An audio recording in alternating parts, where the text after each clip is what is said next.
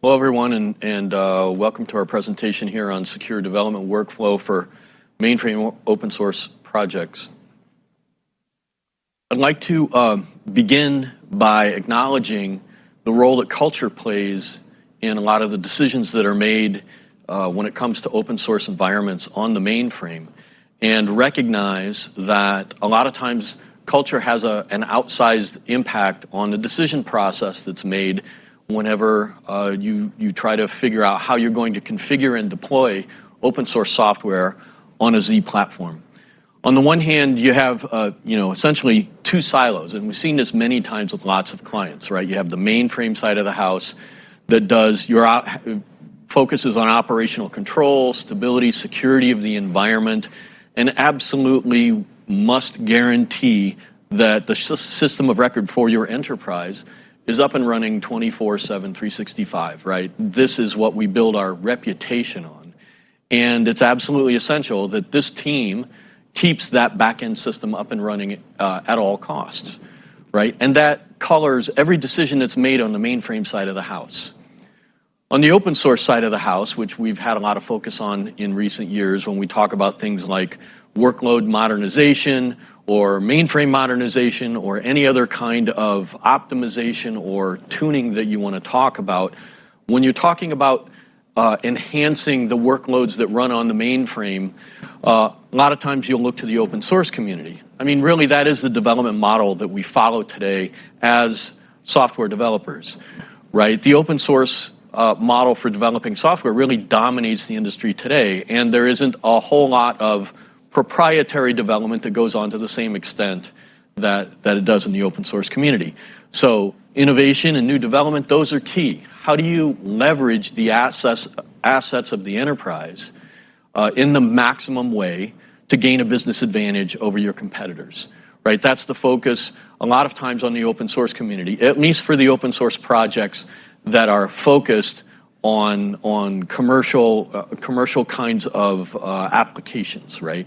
So a lot of times you'll hear a lot of talk about AI and a lot of the workloads that are applied in an AI enterprise environment. Think about where AI would be if it weren't for open source software. There would be no AI workloads, right?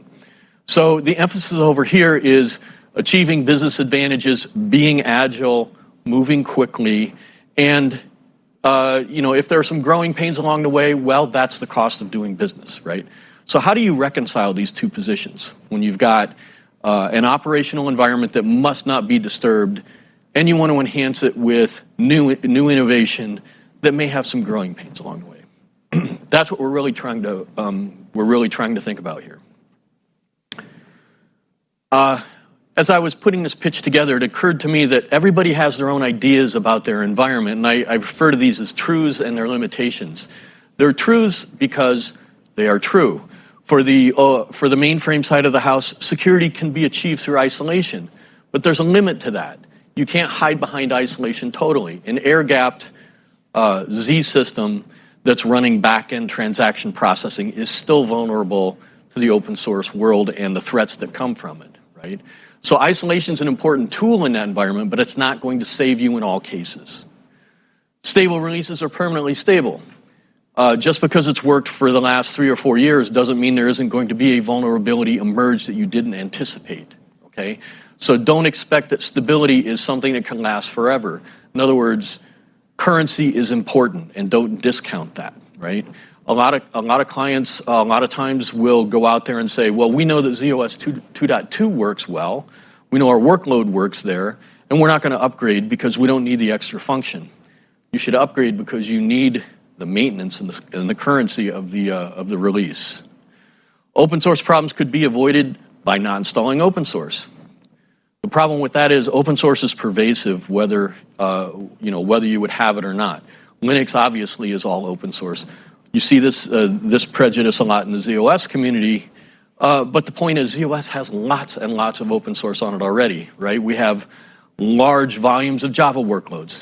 Those are all open source, and they're open to all of the problems that you see in the open source community. So you can't escape it from a ZOS point of view.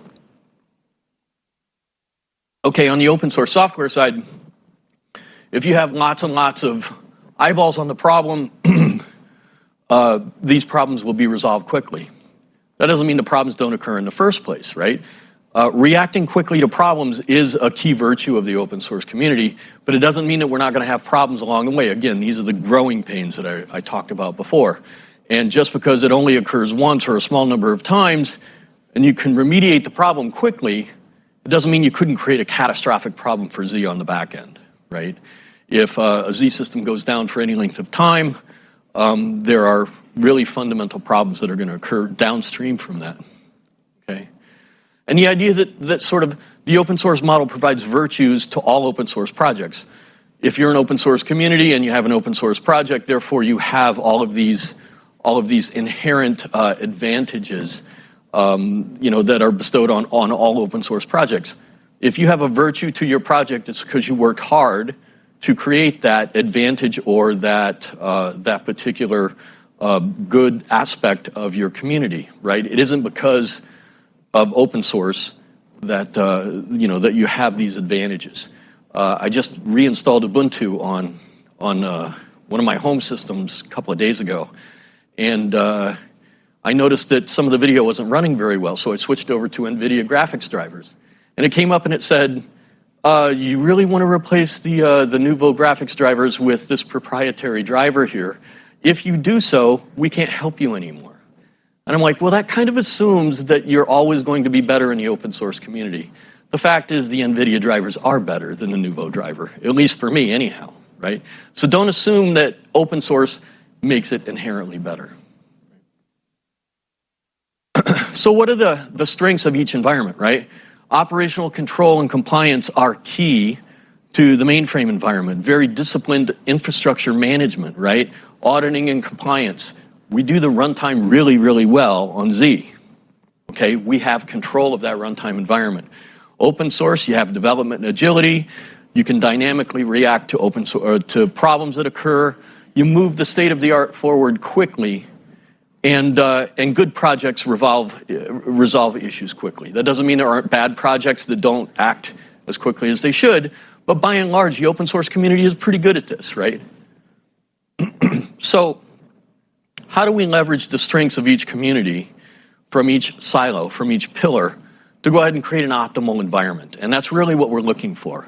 We really want the assets from the open source software community that provide the quality and service that are out there. They're emerging now. They've been in the works for years.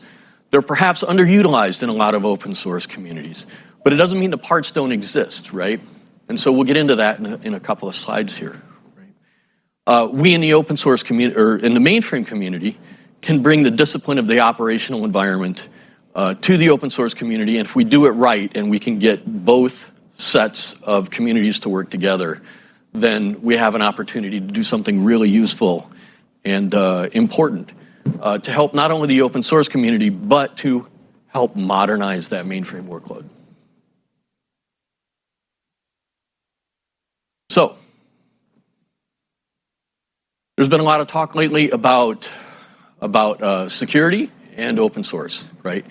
And in response to that, there's been a renewed enhancement to support things like the Open Source Software Foundation and things like the LFX dashboard that provides a tool set and a lot of interesting kinds of capabilities to assist developers in making sure that their open source software complies with all best practices and gives them visibility into the operation and sort of the behavior of their particular communities. OpenSSF is getting a lot of attention, certainly from companies like IBM and other big major players in the industry. The idea being, how do we establish these best practices in a way that everyone can agree on is the right way to go, right? So if a large company like Microsoft or a Google or an IBM goes off and says, we think this is the best way and we're going to do it this way ourselves, everybody follow me, nobody's going to follow, right? So get behind the Open Source Software Foundation and safe place to express your views and to hammer out the best of all worlds across the different vendors. If you look at some of the activities of the Open Source Software Foundation, they want to provide education on best practices, improve your supply chains, create better scanners. That is a sore point, particularly for me and my development organization right now. There are a lot of scanners and tools out there to help assist people. They are standalone, they're not integrated, and they are difficult to work with. So anything they can do to improve the scanners and the tool sets that we have available will be greatly appreciated. SBOMs for all. You may have seen this in the news. We have a slide on it in some detail. If you don't know what software bills of materials are, we'll talk about that in just a minute. The idea is then that you provide SBOMs for all community software stacks that are available, and certainly they're becoming more and more important. In fact, they're demanded now by the federal government, and those who work with open source software in the enterprise are increasingly requiring them. Right? LFX is something that I have worked with a little bit. I'd like to know more. I think it's a work in progress, and it provides some really interesting dashboard features that give you insights into the particular health of a given community or a project. And so for those of us who are fortunate enough to have a project under the Open Mainframe project, they actually publish a dashboard for each one of our projects. And you can go in and see how many contributors, how many lines of code, how many commits, forks, stars, and it helps you to assess the health of that particular organization, right? If you go in and you see that there's only one contributor to a project, it's somebody's pet thing, they're throwing it into GitHub, and they're publishing it for other people to pick up, but probably not something you want to build your enterprise on top of, right? So this can help quite a bit. So I did a quick screen grab of what LFX says about the Open Mainframe project, and you can see there's some very interesting metrics here that can help you assess not only the mission of the Open Mainframe project, but how robust is it, right? How often is it updated? How many members do we have? All of these kinds of things. You can see over 61,000 commits and 170 repositories. So if you didn't know anything about the Open Mainframe project and you were coming in and saying, oh, I may want to use something from here, who are they? You can find out a lot of good information here. Now, I was having a discussion with David Wheeler yesterday about, one of his concerns is, can we scale this out to enough projects? That remains to be seen, right? But the point is that this kind of information in some form or another is really pretty important to us as an open source community, right? We really want to give people information so that they can be informed consumers of other projects. And as open source developers ourselves, we need to think not only of how our project performs, but we have to be worried about the entire full stack underneath us as well. So if we make a requirement on a particular logger, right, to go and log all of our output, what harm is there in that, right? You go and get one logger, they're as good as another.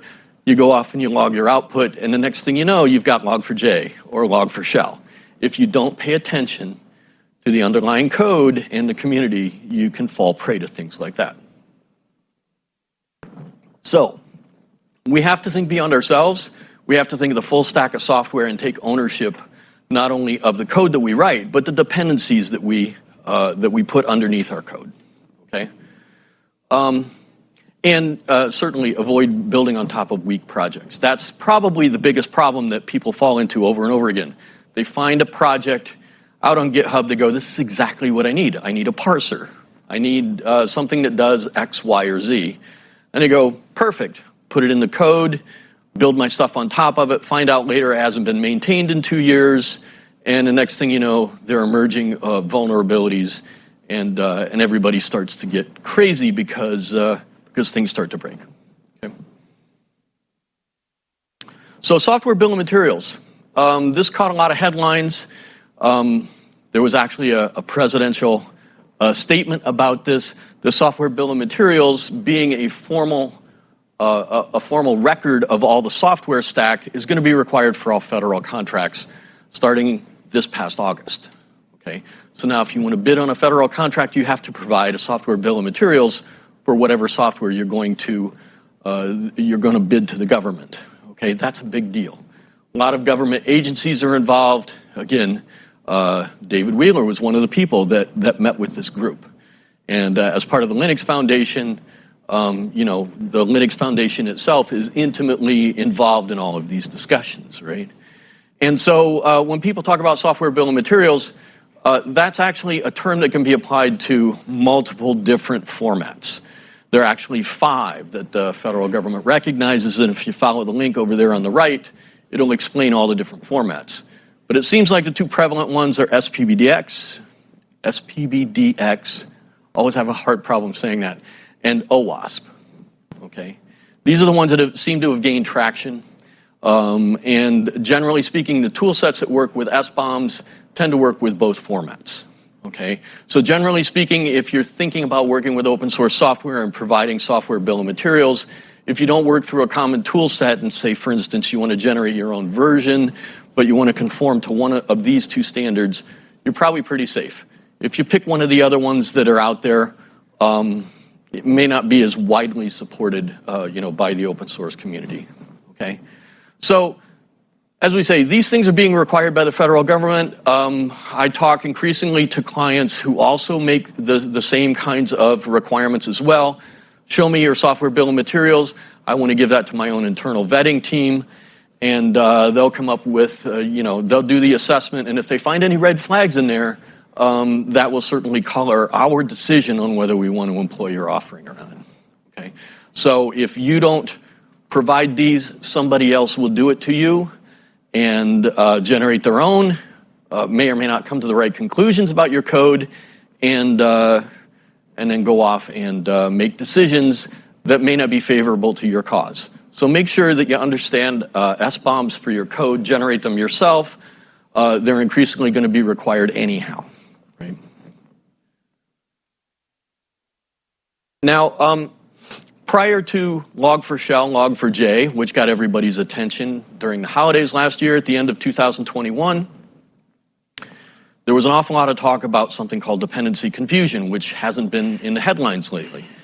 But it's something else that shines a light on another facet of the open source environment and ecosystem that we need to pay attention to, and that's the channel from which you get all of your software.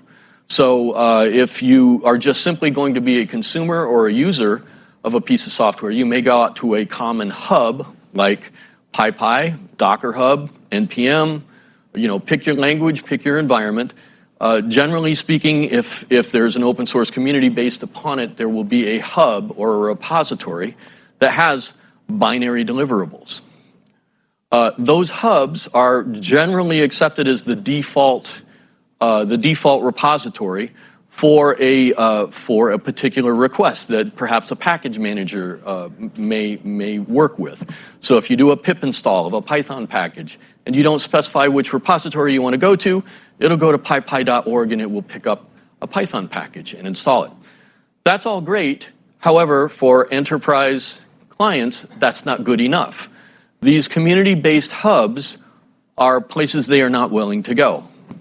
I worked pretty closely with the ZOS container extensions team, and during the beta process for all of that code, every one of our clients in the beta program said, don't tell me to go to Docker Hub to download images that run here. IBM come up with a different solution. And so we did, and we came up with something, the IBM Z and Linux One container registry, which is hosted in the IBM Cloud under the IBM Cloud Container Registry. That was our solution for that particular problem, and it's a case where we as IBM could go out and build container images and make them available as an alternative to Docker Hub. Now, that's not to say that Docker Hub hasn't been trying to do their due diligence and come up with certifications and verifications that can give users of Docker Hub a reasonable sense of security that whatever it is they're downloading or whatever it is they want to deploy, that it's safe, right? If you go out to Docker Hub today and you look, it says today there are about 9 million container images out there that you can deploy. They also have a tag, official image, official Docker image, and if you filter on official Docker image, the number of available container images drops to 178 from 9 million. That means that Docker's gone out and built, tested, and will certify that this runs in a Docker environment well. That's one example of where one of the common hubs has gone out and tried to create a more secure environment, and provide information to consumers and say, we stand behind this particular set of binaries, and you can know that if it has this tag, we've done our due diligence here. If that's good enough for you, then by all means, it should fit into an enterprise environment quite well, right? For our customers, for our clients, especially with the container extensions and on the Linux side, they've come back to us and asked for an IBM specific solution. So that's what we came up with. Okay, so with these dependencies, so the big problem that we were trying to avoid here was the kind of thing where someone is trying to exploit a properly operating community hub to go and spoof users into accidentally downloading a payload, a malware payload, right? And this is the problem that you have with community hubs in general. It's a general weakness, and that anybody can go and push something up there and make it look like something else that's a well understood and popular package that people like to use.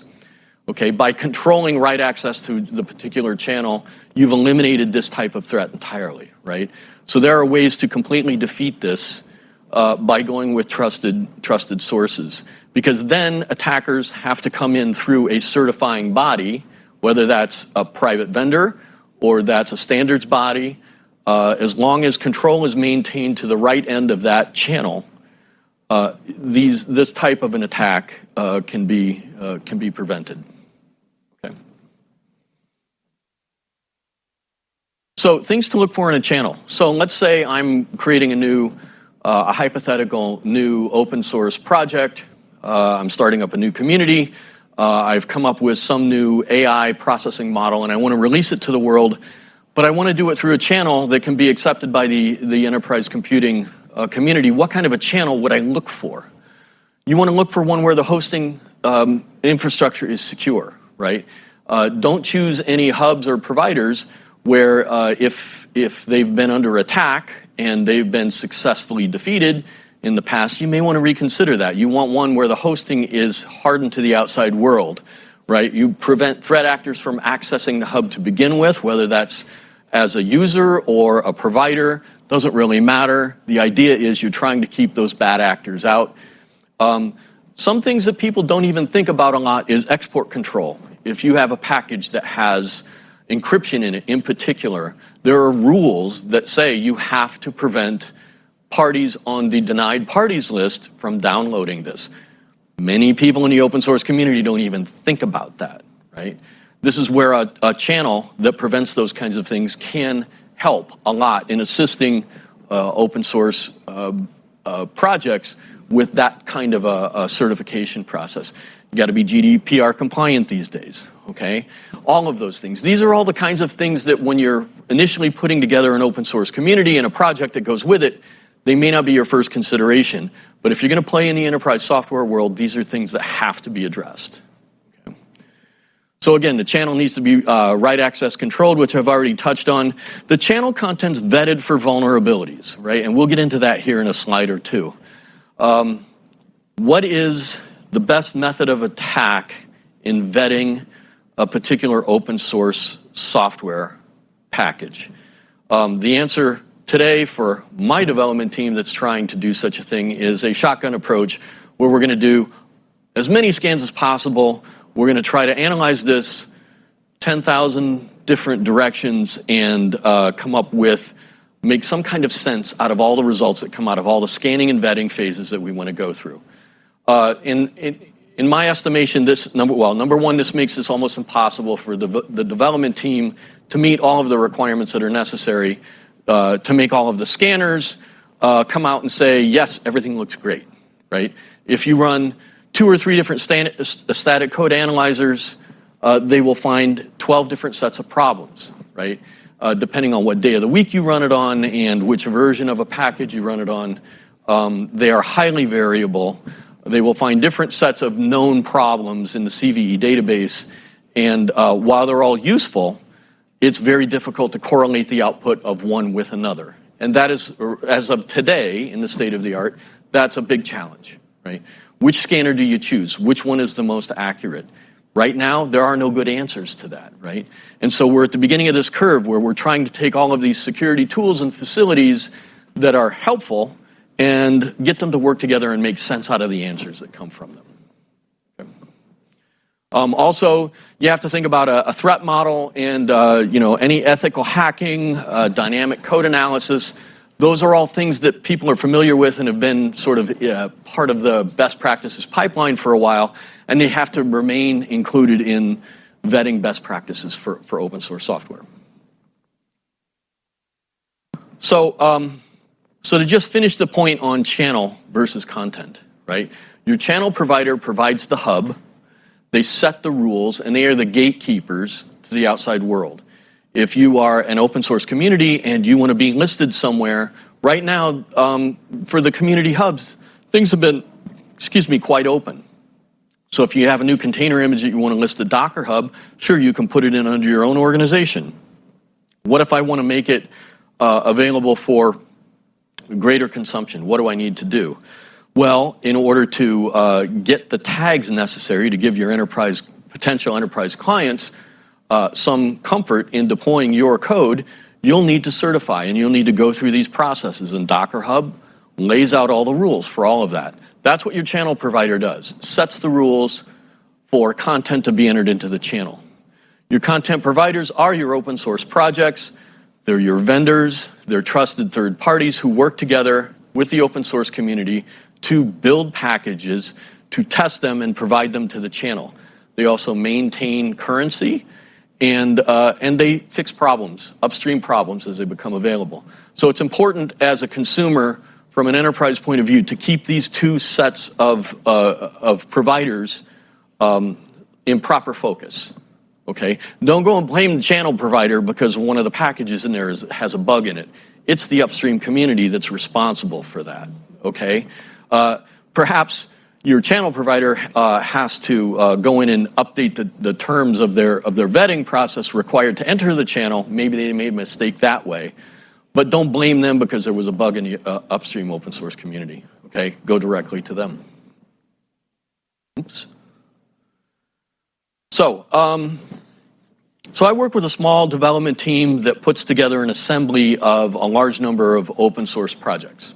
Right now we're focused on a set of Python projects, and this is a general workflow, our general workflow for getting code out to the public. And on the far right over there is what we recommend our clients put in place for their own processes before they consume stuff and put things into production. I put Git here because basically all of the source code managers that are out there, whether they're GitHub or GitLab or Bitbucket, they all speak Git. And so generally speaking, that makes our job easier. It doesn't depend on which repository you're getting the source code from. We bring that in through Git. We do a build process where we actually build the code for System 390. And everything down here in these blue hexagons are things that we've added within the last year, right?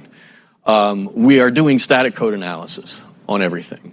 We're detecting code secrets. In other words, passwords, user IDs, keys that may be embedded to enable and enhance CI/CD pipelines. A lot of times developers will get lazy and go, I need a credential so that I can run this thing through our common Jenkins server. Let me just put the key in there, right?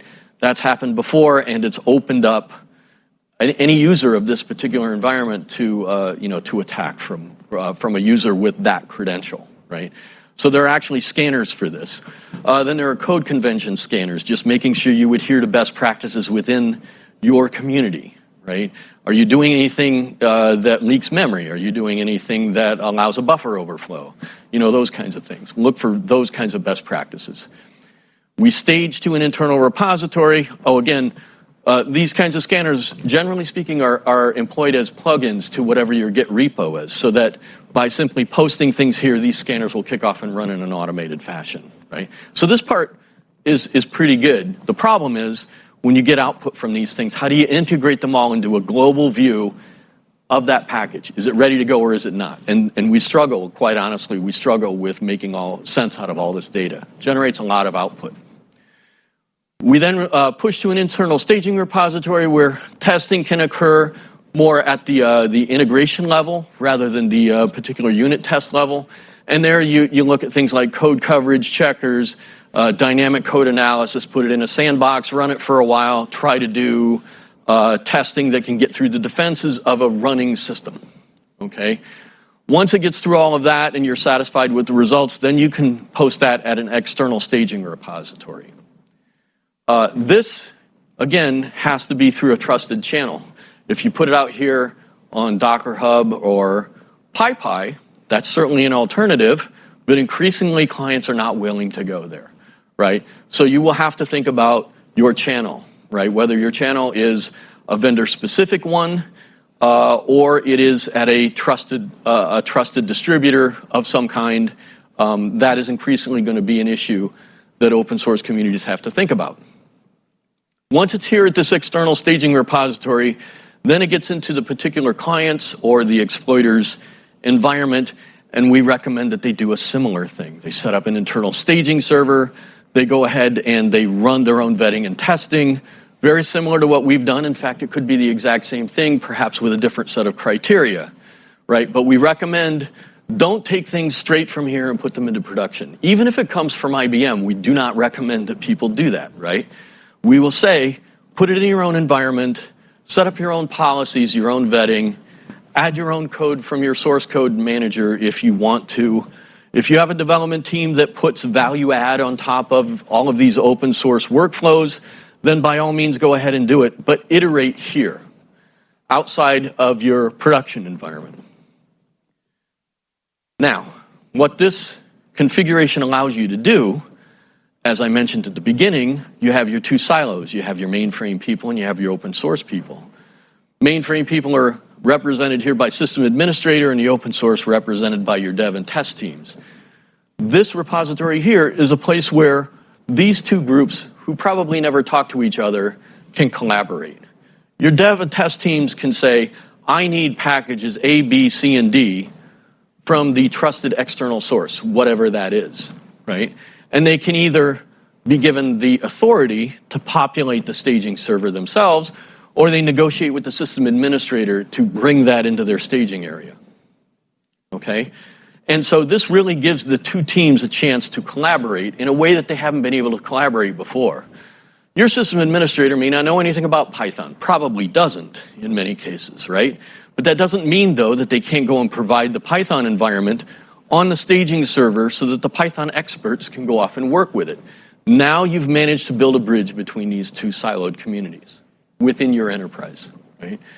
Once everybody's satisfied that all the vetting is done, then the system administrator retains control and only puts things in production when everybody says it's okay, all right? So not only is this kind of a configuration a way to enhance the security of the open source community, it also gives you a way to break down some of the silos internally within the enterprise. And so this gives me some hope that when we talk about things like mainframe modernization, that we're not going to continually run into the same kinds of challenges and roadblocks that we continue to run into over and over again, because the system administrator doesn't know how to talk to the dev and test people.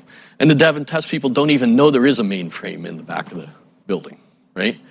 So it's a great integration point.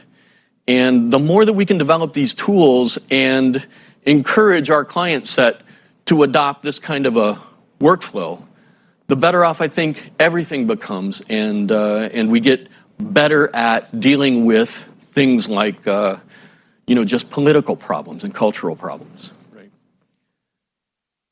So I think I've already touched on most of this. The other thing I just want to touch on is that security and currency go hand in hand, especially in the open source community, right? We have to convince our mainframe clients that whether they like it or not, open source is going to be something they have to account for.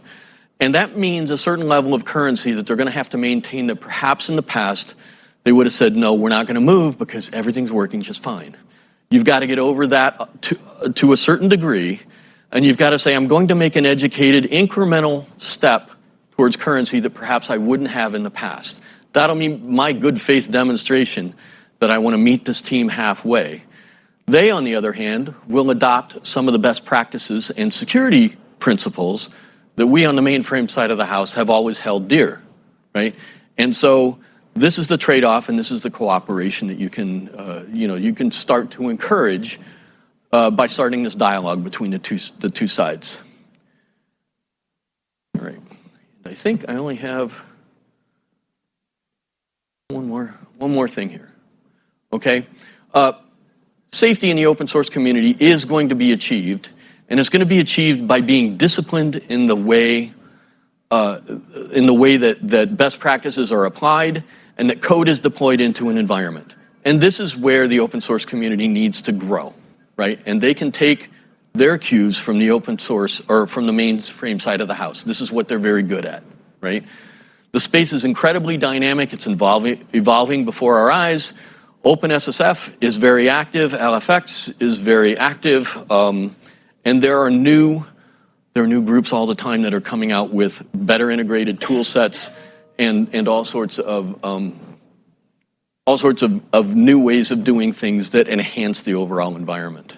Okay, enterprises have to be more current than sometimes they generally are. I'm not saying that all of our clients lag too far behind. You know, maybe it's not a bad thing that you're one release behind the latest COS release, but don't be 2 or 3. Don't be 2 or 3 levels back on the Linux side, right? You have to stay current. It's not about acquiring the latest functionality, it's about being secure, okay? The infrastructure does exist today, and it's getting better, it's improving, and right now, I think everybody's identified what it is that needs to be done. It's just a matter of integration now, okay? And let's see, just the bottom line there. The open source software, open source is here for the mainframe. Whether people want to embrace it on the mainframe or not, they have to at least manage it well, right? And if they don't do that, then they're open to the next big thing that's coming from the bad actor community. Okay. So that's all I had. Do we have any questions? No? Okay, yes. Okay. Do I have time to read the question? We take it offline? Okay. Oh, okay. I'm sorry. I'm so late. Yeah, we'll take it out. We can take it outside. Okay. Oh, that's fine. Okay. Thank you for your time.